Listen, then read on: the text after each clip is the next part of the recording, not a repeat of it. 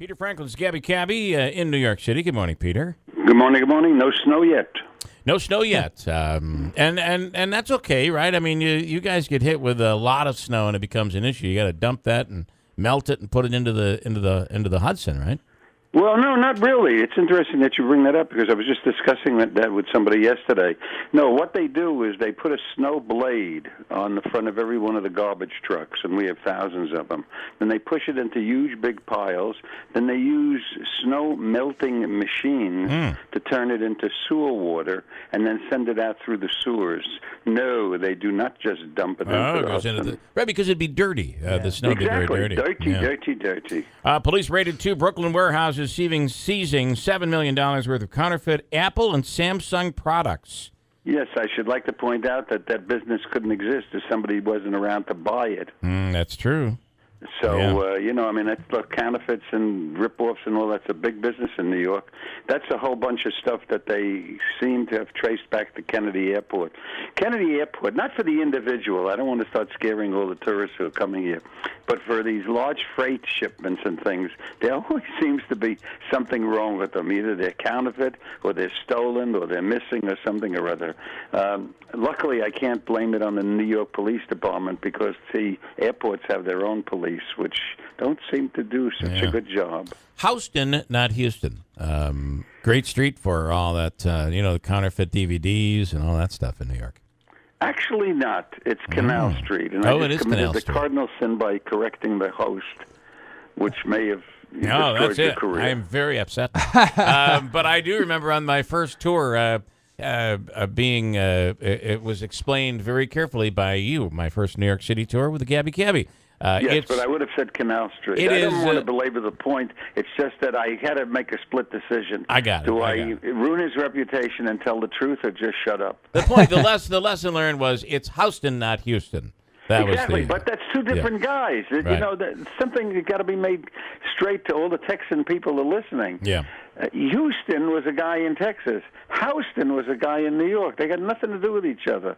So that's why it's pronounced differently. Same spelling, but it confuses the life out of it. So if you say you're going to Houston in New York, Texan will say to you, no, you're mispronouncing it. That's no, right. I'm not. That's the way the guy pronounced his name. He was the son of a rich guy or something. A robber made off with nearly $2,000 from 3 Manhattan banks during Thanksgiving week, at one point climbing onto a teller counter to pull cash from the register. Looks like but he's not very imaginative. He keeps on going, to banks.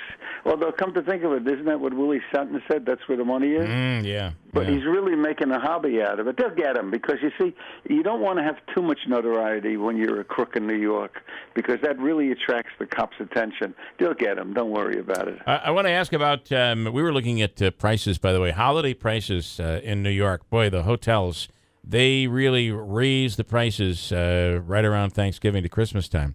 Everything goes up. It does. Yeah. And I also, one of my favorite tips to warn tourists, let's say you're coming to New York City and you're going to the Empire State Building and you feel like having a bagel with a schmear. My suggestion is you have the bagel and the schmear before you go up to the observation deck because it's amazing how the price increases the higher you go in a building. Right, because where else are you going to go? It becomes exclusive. You're so smart. Listen, bed bugs.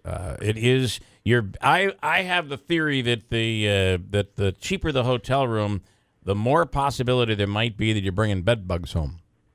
Well, yeah, but we get just as many complaints from the very fancy schmancy hotels. But a lot of them, and I mean a lot of them, turn out to be people who show up with the bed bugs in a little jar. Yeah. And when it comes to time to check out, they produce the bed bugs.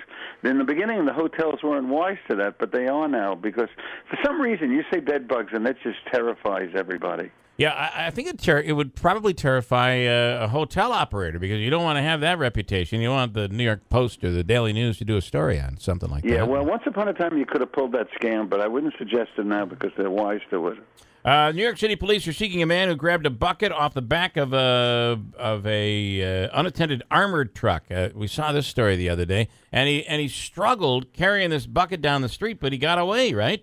Yeah, over $1 million, but Yeah. it doesn't sound kosher. I mean, I don't know the details. I'm not the detective working on the case, but I don't know. There's going to be more, and that's one of the reasons people should continue to listen to Keeler, because only here will we reveal the true story when it unfolds. That is true. And by the way, it just wasn't money. It just wasn't gold. It was gold flakes. That bucket was filled probably with... on the way to a dentist. Yeah, that could be. That's right. That's right. I never thought about that. All right, Peter, great stuff. It is the city to visit holiday time. New York City. Indeed. All right, before you go, check the website, Peter's website, and it's Gabby.com, and it really is the best tour in the Big Apple. Peter, thanks so much. For that. Bye-bye. All right, enjoy your day in New York City. Got a break at WIBX.